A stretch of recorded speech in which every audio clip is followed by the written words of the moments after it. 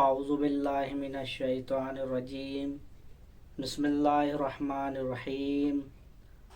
الحمد للہ والصلاة والسلام علی اہلہا اما بعد فقد قال رسول اللہ صلی اللہ علیہ وآلہ وسلم من یرد اللہ بہ خیرا یفقہہ فی الدین۔ ناظرین محترم، السلام علیکم ورحمۃ اللہ وبرکاتہ۔ ناظرین محترم، ہماری گفتگو احکام خمس کے بارے میں چل رہی ہے اور ہم نے ذکر کیا کہ 7 چیزوں پر خمس واجب ہوتا ہے۔ ان میں سے پہلا جو ہے کاروبار کا منافع، اور اسی کاروبار کے منافع میں کچھ مسائل ذکر کیے تھے۔ آج اسی حساب سے کچھ اور مزید مسائل کاروبار کے منافع سے ذکر کریں گے۔ سب سے پہلا آج کا جو مسئلہ ہے وہ یہ ہے کہ اگر کسی انسان کے تجارت کے متعدد ذرائع ہوں، یعنی انسان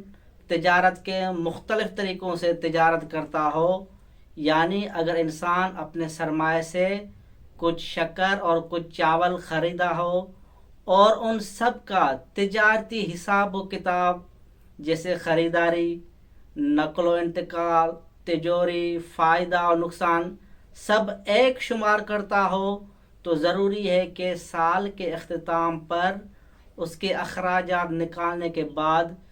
جو مال میں اضافہ ہوا ہو اس مال میں سے خمس ادا کرے۔ اب یہاں پر ایک اور مسئلہ سامنے آتا ہے، لہذا اگر تجارتی کے ایک شعبے سے فائدہ ہو اور دوسرے شعبے سے نقصان ہو، تو آیا جس شعبے سے جس حصے سے نقصان ہوا ہے اس نقصان والے حصے کا پورا فائدے والے حصے سے کر سکتا ہے یا نہیں کر سکتا؟ تو اسی میں یہ مسئلہ ہے، اگر دونوں طریقوں کے جو مختلف 2 طریقوں سے تجارت کر رہا ہے، اگر ان سب کی لین دین ایک ہو، خریداری ایک ہو، حساب و کتاب ایک شامل ہوتا ہو، شمار ہوتا ہو، تو اسی صورت میں جس حصے کا نقصان ہوا ہے اس کا پورا اس فائدے والے حصے سے کر سکتا ہے۔ لیکن اگر مال حاصل کرنے کے 2 مختلف طریقے ہوں، مثلا تجارت بھی کرتا ہو اور زراعت بھی کرتا ہو، یا ذریعہ ایک ہو لیکن ہر ایک کا حساب و کتاب الگ الگ ہو، جدا جدا ہو، تو اسی صورت میں جس حصے میں نقصان ہوا ہے اس کا پورا اس فائدے والے حصے سے کر سکتا ہے یا نہیں؟ تو فقہا فرماتے ہیں اسی صورت میں جب ہر ایک کا حساب و کتاب الگ الگ شمار ہوتا ہو یا 2 مختلف طریقوں سے وہ تجارت کرتا ہو، یعنی اس کے ذرائع 2 مختلف ہوں، مثلا تجارت بھی کرتا ہو اور زراعت بھی کرتا ہو، تو اسی صورت میں جس حصے میں نقصان ہوا ہے اس کا پورا اس فائدے والے حصے سے نہیں کر سکتا۔ اور آج جو دوسرا مسئلہ ہے وہ یہ ہے کہ کاروبار کے منافع سے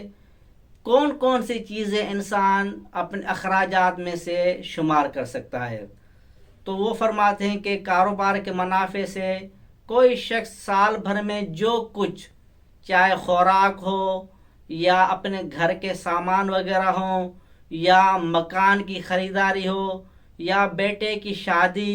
یا بیٹی کی جہیز کے لیے سامان اور زیارات وغیرہ پر جو خرچ کرتا ہے وہ اس کے اخراجات میں سے شمار ہوتے ہیں، یعنی